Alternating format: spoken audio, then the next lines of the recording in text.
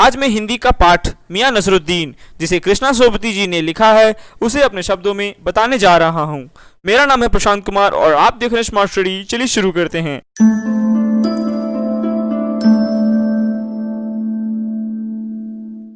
संयोगवश एक दिन लेखिका जामा मस्जिद के निकट बसे हुए पुराने गढ़ैया मोहल्ले से होकर गुजर रही थी। एक अंधेरी सी साधारण दुकान पर ढेर सा आटा सनते देख लेखिका का मन किया कि जाकर वहां देखा जाए। पता चला कि वह 56 किस्म की रोटियां बनाने के उस्ताद मियां नसरुद्दीन नानबाई की दुकान थी। मियां अंदर ही बैठकर बीड़ी के दम ले रहे थे, अर्थात बीड़ी फूंक रहे थे। उनके चेहरे पर गहरे अनुभव की झलक थी और आंखों में चुस्ती और चतुराई चमक रही थी, जिसका मतलब था कि वह बहुत अनुभवी व्यक्ति थे और उनमें बहुत चुस्ती थी।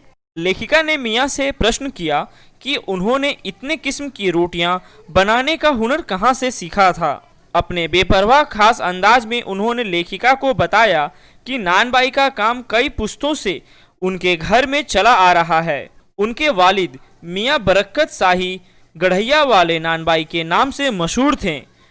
उनके दादा साहिब मियां कल्लन भी बहुत ऊंचे दर्जे के नानबाई थे। मियां नानबाई ने खानदानी शान का एहसास करते हुए बताया कि यह रोटी बनाने का खास हुनर उन्होंने अपने वालिद साहब की खिदमत में रहकर सीखा है।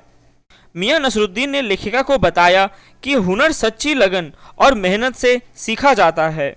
जैसे पढ़ाई में अलीफ से शुरू होकर आगे बढ़ा जाता है या फिर कच्ची पक्की से होते हुए ऊंची जमातों में पहुंचा जाता है, वैसे ही हुनर सीखने के लिए उससे जुड़े हुए छोटे से छोटे काम स्वयं करने पड़ते हैं। अर्थात इसमें यही कहना चाह रहे हैं कि जिस प्रकार से बच्चे पहले केजी में जाते हैं, फिर 1 में, फिर 2 में, उसके बाद जाते जाते वह अपने उच्च शिक्षा प्राप्त करते हैं, उसी प्रकार से नानबाई मियां नसरुद्दीन छोटे से छोटे काम को करने के बाद रोटी बनाने का हुनर सीखा है। दुकान पर भी वह सीधे आकर जम नहीं गए थे। दुकानदारी और गाहकी का सीधा अनुभव पाने के लिए उन्होंने मुद्दत तक खोमचा भी लगाया था। खानदान की बात आते ही मियां नसरुद्दीन के चेहरे पर बड़प्पन की एक चमक आ जाती है। उसकी छाती गर्व से फूल जाती है। मियां खानदान की बात किसी भी सूरत में नीचे नहीं रहने देते। उन्होंने गर्व से लेखिका को बताया कि उनके बुजुर्ग बादशाह सलामत के खास नानबाई रहे हैं। बादशाह सलामत के कहने पर उन बुजुर्गों ने ऐसी चीज बनाकर दिखलाई थी जो न आग में पकती है न उसमें पानी लगता है। बादशाह सलामत का नाम या फिर उस खास चीज का नाम मियां नसरुद्दीन सभी को बताना जरूरी नहीं समझते। शायद उन्हें भी खुद पता नहीं, लेकिन अपनी शान को ऊपर रखने के लिए वह अपने खानदान पर घटती हुई एक कहावत कहा करते हैं, खानदानी नानबाई कुएं में भी रोटी पका सकते हैं। लेखिका ने भट्टी पर पकाने वाली रोटियों की किस्में मतलब वैरायटीज जानने की इच्छा प्रकट की।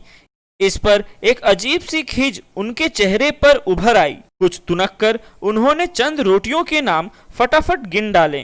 तुनकी रोटी की तारीफ में उन्होंने कहा कि वह पापड़ से भी महीन होती है, लेकिन कहते कहते वे पिछले जमाने की यादों में डूब गए। उनका दर्द सच्चा था। पहले के समान खाने पकाने का न अब शौक है और न चीजों की कद्र है। अब के जमाने में तो भारी और मोटी तंदूरी रोटी का बोलबाला है, क्या बनाएं क्या खिलाएं। अर्थात अंततः मतलब एट दी एंड मियां नसरुद्दीन बहुत उदास हो जाते हैं, क्योंकि धीरे धीरे अब उनकी कला खत्म हो रही है। अगर आपको मेरे वीडियोस अच्छे लग रहे हो तो काइंडली मेरे वीडियोस को लाइक शेयर एंड सब्सक्राइब कर दीजिएगा, और कुछ भी कमी दिखा है मेरे वीडियो में तो काइंडली नीचे कमेंट बॉक्स में रिप्लाई करिएगा।